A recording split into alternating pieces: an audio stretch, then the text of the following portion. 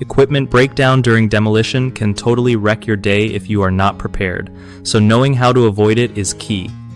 Alright, so first off, always make sure you do regular maintenance on your demolition gear. Like seriously, don't just wait until something breaks. Check your tools after every job for any signs of wear and tear. Keep your blades sharp and lubricate moving parts so everything runs smooth. Also, having backup tools on hand is a lifesaver because you never know when something might quit on you. If you notice a tool acting a little off, don't just push through, get it fixed or replaced before it becomes a bigger problem. Make a checklist to keep track of maintenance dates and repairs.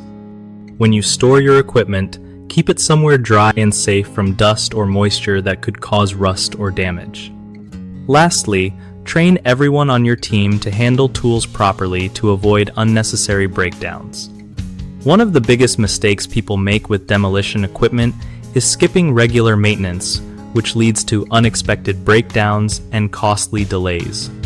Fix this by setting up a routine maintenance schedule and sticking to it no matter what.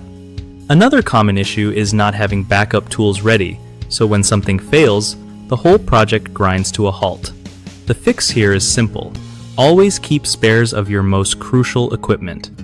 Lastly, people often ignore early warning signs like strange noises or reduced performance. Don't be that person. Take action immediately when you notice anything unusual to keep everything running smoothly. BigHomeProjects.com is awesome for homeowners looking to find trusted local contractors who really know their stuff.